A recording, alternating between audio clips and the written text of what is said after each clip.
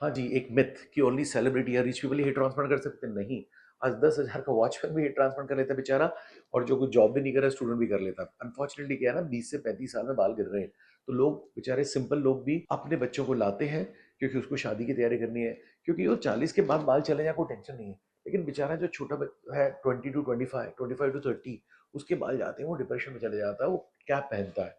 तो it's a serious unfortunate serious psychological issue, तो अब कॉस्ट उतनी रही नहीं कंपटीशन आने के कारण से। हाँ जी, हिंदुस्तान में, इंडिया में 50,000 रुपीज से 5 लाख के ट्रांसफर होते तो 25 लाख के भी हैं, मगर ऑन एन एवरेज 50,000 से 2 लाख के बीच में simple clinic to medium clinic to advance clinic हो जाती है। और डिपेंड करता है भाई कितने ग्राफ्ट लगा रहे हैं, 1 दिन की सर्जरी, 2 दिन की सर्जरी।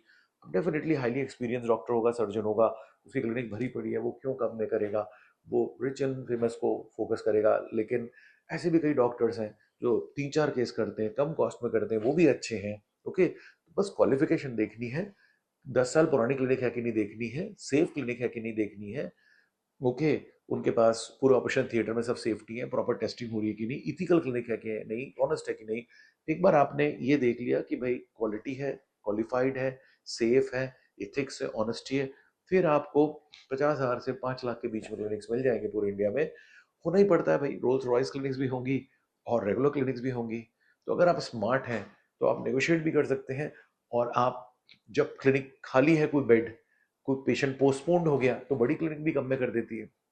ओके, तो कई बार होता है ना फ्लाइट में लास्ट मोमेंट टिकट्स, तो आप डेफिनेटली क्लिनिक से बोल सकते हैं कि भाई जब आपका कोई केस पोस्टपोन हो रहा हो, या आपका को जब खाली डेट्स हो तब मुझे दे देना, तब क्लिनिक्स आपको एडजस्ट कर देंगे। जब ऑलरेडी क्लिनिक फुल है तो एडजस्ट करना मुश्किल होता है।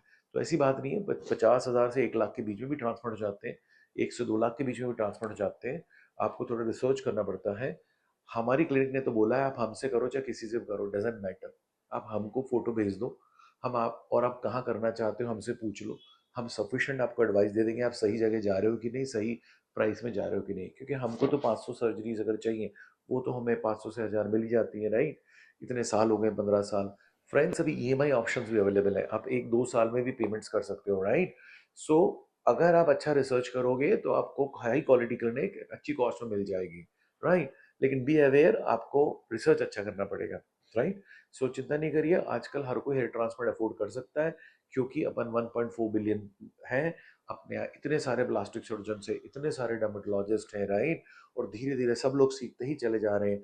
जैसे जैसे वक्त बढ़ेगा, टाइम बढ़ेगा, आप देखिए कंपटीशन बढ़ेगा, फायदा आपका होगा, कॉस्ट कम होती जाएगी।